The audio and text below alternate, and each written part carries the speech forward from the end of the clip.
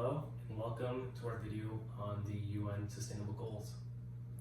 The UN Sustainable Goals are 17 goals that are interlinked together to provide a blueprint to achieve a better, more sustainable future for all.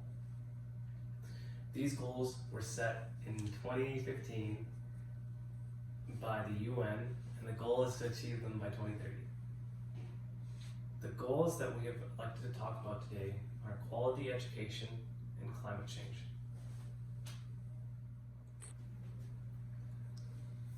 This video will provide information about these goals and how to implement them into the modern workplace to increase the possibility of achieving these goals by 2030.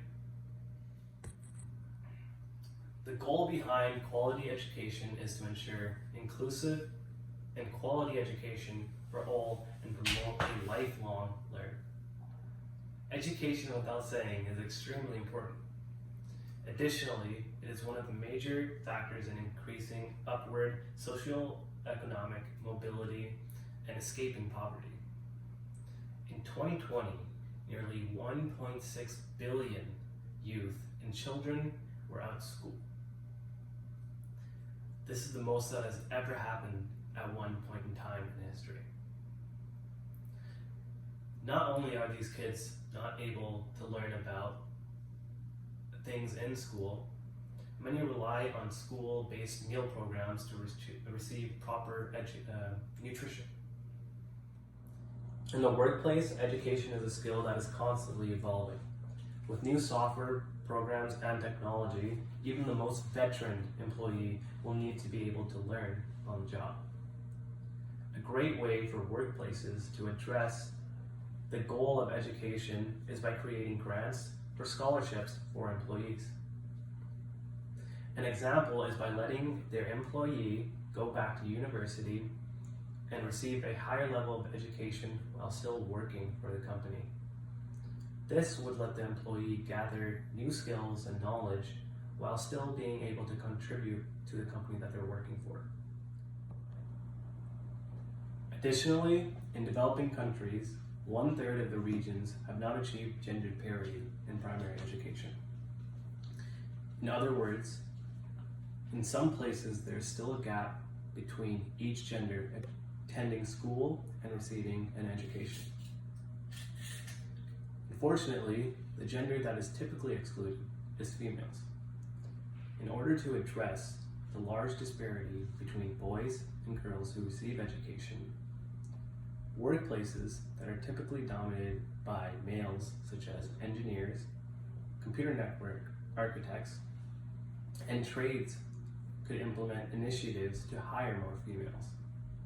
To accomplish this, companies can go to high schools or post-secondary education institutions to promote the advantages of having a diverse workplace in these industries.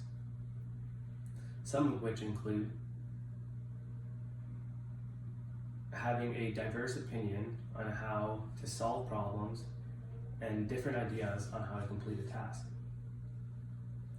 This strategy can also be improved by adding help from a third-party organization such as Women in Trades, or WIT. WIT is an organization located in British Columbia with the goal of helping women with training, funding, and apprenticeship opportunities and make their interests become a reality within BC. Moreover, climate change is an ever-growing concern in our modern world. In the previous decade, from 2010 to 2019, was the warmest decade ever. The issue of climate change affects the weather and weather-related disasters, such as wildfires, floods, droughts, and hurricanes. To put in perspective, in 2018 alone, 39 million people were affected by weather-related disasters. That's like saying all of Canada was affected by a hurricane or a flood or a wildfire. That's insane to even think about. So obviously, to address this ever-growing concern, workplaces must adapt strategies to lower climate change from them. One of the strategies that we came up as a group was to organize a carpool. This is a basic and simple strategy that can lower fossil fuel consumption from a group. If you were to all carpool or create a carpool, you'd be lowering the fossil fuel consumption of yourself and the individuals around you because you would all be going to the same destination and coming back. Fossil fuels is one of the highest associations with increasing overall climate change and the heat in the earth. Another strategy is to implement or encourage composting. Composting is a great method at addressing the climate change issue, as by using more compostable products or recyclable products, less things will end up in landfills. When we use more plastics and stuff that isn't recyclable, they end up in a landfill and they aren't able to biodegrade into the earth, and they stay there for a long time. Animals can be affected and it can affect the wildlife as well. The third strategy was to raise awareness among those at the company. This one might be a little bit odd, but the idea is that many people still do not believe in climate change. Many people are unaware or are uneducated on the importance and the significance and the risks that we are facing from climate change. It is beneficial for many companies to implement either posters, seminars, or workshops by adding third-party organizations to talk and educate their employees about climate change. Even if one person finds out that composting is super easy and very accessible, they can have a huge impact on their own personal routine. A simple thought experiment is, do you believe that it is beneficial for companies to disregard climate change because of the cost associated to addressing the issue, even though there's a possibility of a hurricane, flood, or wildfire increasing by disregarding climate change altogether?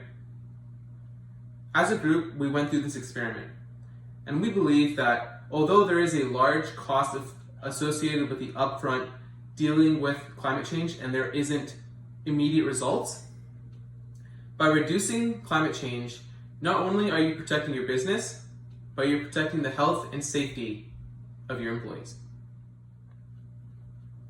In conclusion, education and climate change are a large concern and goal of the UN to address these issues by the year 2030. If workplaces were to implement the strategies recommended in this video, there is a large possibility of an increase in education in the workplace and climate change being addressed within the workplace.